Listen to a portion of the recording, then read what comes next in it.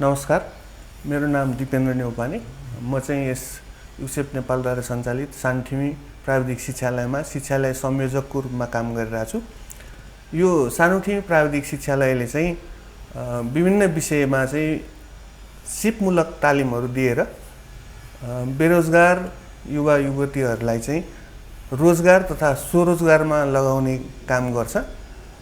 सानठिमी प्राविधिक शिक्षालयले हाल चाहिँ 1 महिना अवधिदेखि 1 वर्ष अवधिसम्मका तालिम कार्यक्रमहरू सञ्चालन गर्दै आइरहेका छन्। यस्तै 1 वर्ष अवधिको तालिममा चाहिँ अटोमोबाइल मेकानिक्स, मेकानिकल, त्यस्तै ड्राफ्टम्यानसिप जस्ता तालिमहरू पर्छन् भने 6 महिना अवधिको तालिमहरूमा चाहिँ मोटरसाइकल मेकानिक्स, त्यस्तै प्लम्बिङ, इलेक्ट्रिसियन, टेलरिङ, ब्युटिसियन जस्ता तालिमहरू चाहिँ हाम्रो 6 महिना तालिमहरूमा पर्छ।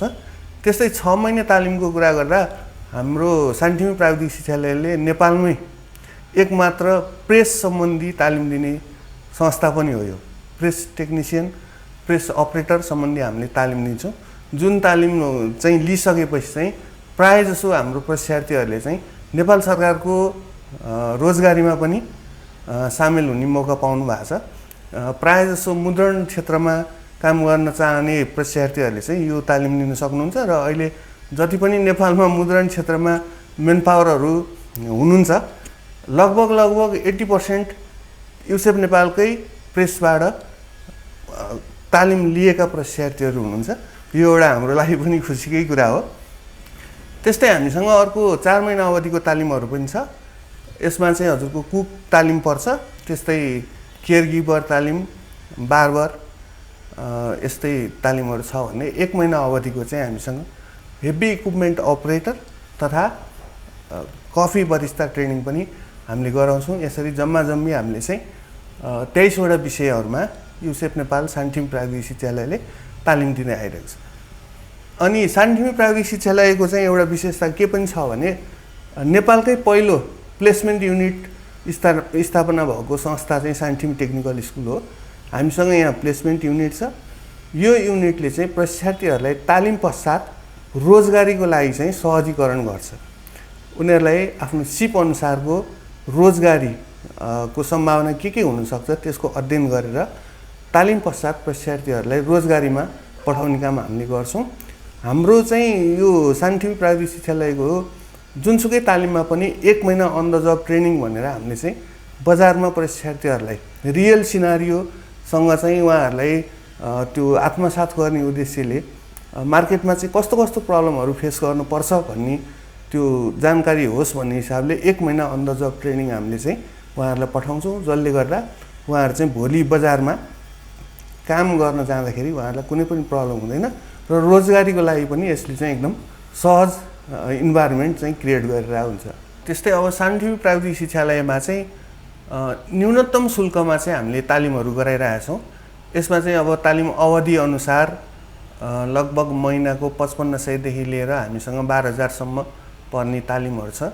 कतिपय तालिमहरूमा चाहिँ अलि मेटेरियल कस्टहरू पनि बढी लाग्ने, खर्च पनि बढी लाग्ने भएको हुनाले तिनीहरूको चाहिँ केही अलिकति बढी जस्तो देखिन्छ त्यो रेटमा।